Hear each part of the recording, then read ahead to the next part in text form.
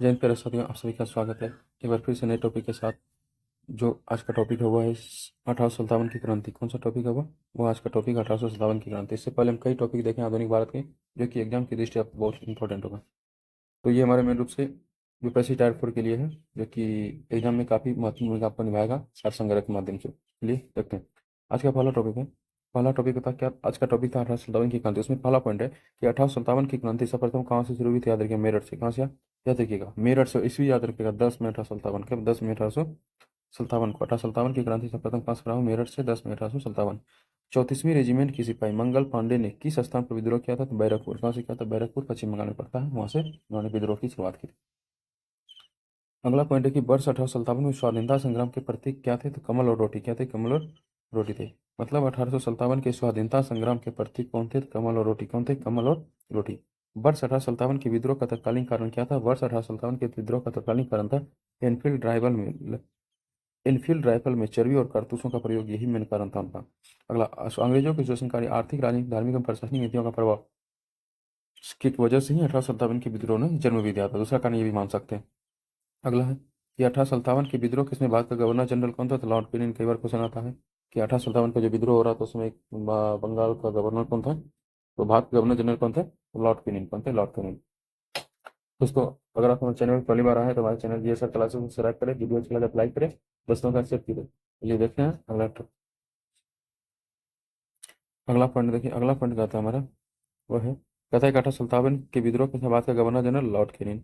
1857 के विद्रोह के समय ब्रिटिश प्रधानमंत्री पामस्टन। कौन थे? पामस्टन। 1857 का जब क्रांति हो रहे थे, ब्रिटेन के प्रधानमंत्री कौन थे? पामस्टन थे। 1857 के स्वतंत्रता संग्राम से संबंधित पहली घटना कौन थी? तो पहली घटना थी सैनिकों का दिल्ली के लाल किले पर पहुंचना। सैनिक का दिल्ली के लाल किले पर पहुंचना था पहली घटना।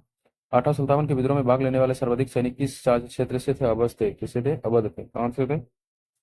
अवध से थे। अब देखिए, अगला पॉइंट की बात करें तो अगला पॉइंट हमारा है यह है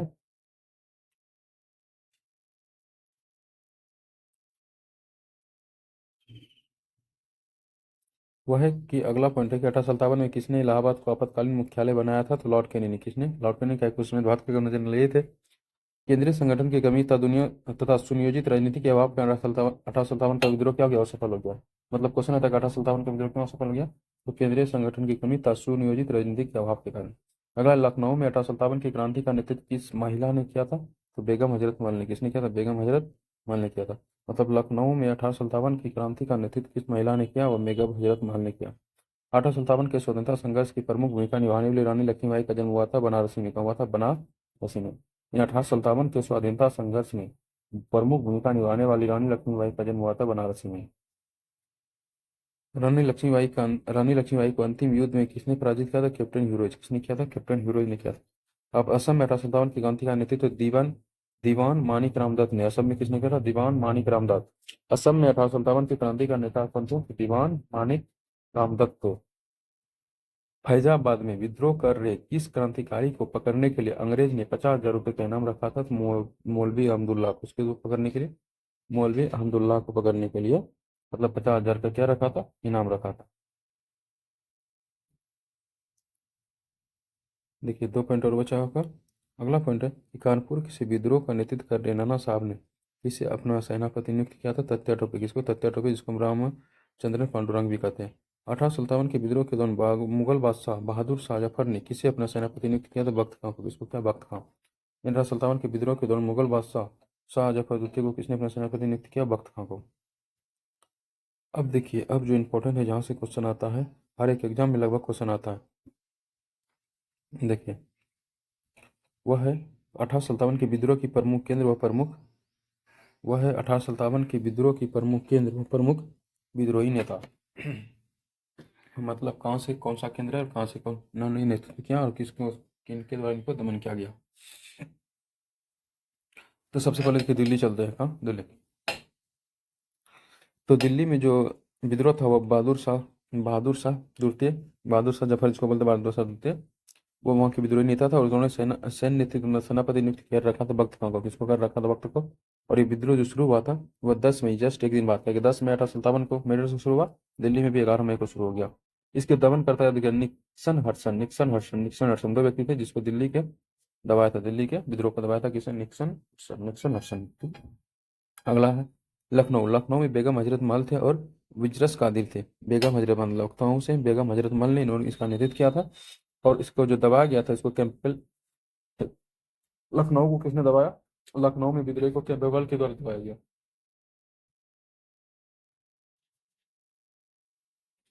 कैंपबेल के द्वारा उसको क्या किया गया? दबाया गया। अगला है कि झांसी और ग्वालियर। तो झांसी में थे रानी लक्ष्मीबाई और ग्वालियर में थे तत्या टोपे। कौन थे? तत्या टोपे। झांसी और ग्वालियर मतलब रानी लक्ष्मीबाई, तत्या टोपे, इनको दमन करता थे जनरल ह्यूरोज। कौन थे दमन करता? इनके जनरल ह्यूरोज थे झांसी के।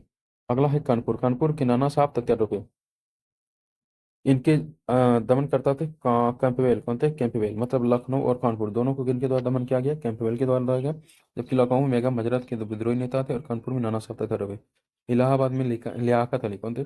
इलाहाबाद में विद्रोही नेता थे लियाकत अली, इनको दबाया गया कर्नल नील। इलाहाबाद और फैजाबाद। इलाहाबाद और फैजाबाद। फैजाबाद में मौलवी अहमदुल्लाह को उन्होंने 50,000 का क्या रखा था? इनाम भी रखा था, अभी पढ़े थे। तो फैजाबाद मौलवी अहमदुल्ला, इनको दमन करता कर्नल थे, इनके दमन करता कर्नल। जगदीशपुर। जगदीशपुर कुंवर सिंह अमर सिंह। कुंवर सिंह जो फेमस है। यहाँ कब विद्रोह शुरू हुआ? तो 12 जून 1857 को शुरू हुआ। और विलियम टेलर और विसेंट आयर ने इसको दबाया गया था। विलियम टेलर के द्वारा इसको दबाया गया था। बरेली। बरेली के नेतृत्व करता थे खान बहादुर खां। खान बहादुर खां। और उसके दबाया गया था विस्टेंस आयर के द्वारा। किसे? विसेंट आयर के द्वारा दबाया गया था। फतेहपुर। फतेहपुर में अजीमुल्ला थे और इसको जनरल डेनार्ड द्वारा इसको क्या गया था? दमन किया गया था इनका। तो अगले में अंतिम में देखिए एक पॉइंट है कि 1857 के इसमें मुगल शासक बहादुर शाह जफर थे। इन्हें इस विद्रोह का अखिल भारतीय नेता माना जाता है। क्या माना जाता है? अखिल भारतीय नेता इस विद्रोह का माना जाता था।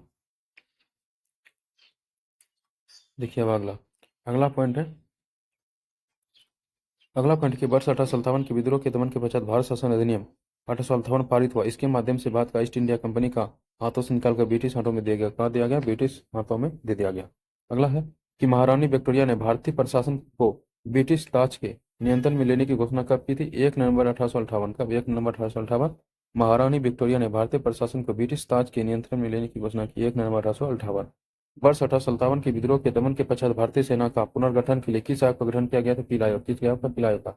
मतलब वर्ष 1857 के विद्रोह के दमन के पश्चात भारतीय सेना का पुनर्गठन आयोग किया गया, पीला आयोग। पीला आयोग किससे संबंधित है? सेना के पुनर्गठन से।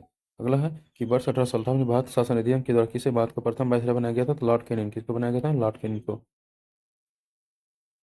लॉर्ड कैनिंग को। अगला पॉइंट देखिए। अगला पॉइंट है, कहता है कि 1857 के विद्रोह को कौन शायर अंग्रेज को आलोचक मानता था? मिर्जा गालिब। कौन मानते थे? मिर्जा गालिब। भारत में शिक्षित मध्यम वर्ग तथा जमींदारों ने 1857 के विद्रोह में तटस्थता बनाए रखी। मतलब भाग नहीं लिया, मतलब ना विद्रोह किया ना कुछ किया, मतलब तटस्थ रहे। शिक्षित मध्यम वर्ग और जमींदार। 1857 के विद्रोह के कारण पर भारतीय भाषा में लिखने वाला प्रथम भारतीय कौन था? तो सर सैयद अहमद खां। कौन थे? सर सैयद अहमद खां थे। वर्ष 1857 के विद्रोह में बिहार का नेतृत्व जगदीशपुर के जमींदार वीरपुर सिंह कर रहे थे। पॉइंट इंपॉर्टेंट है।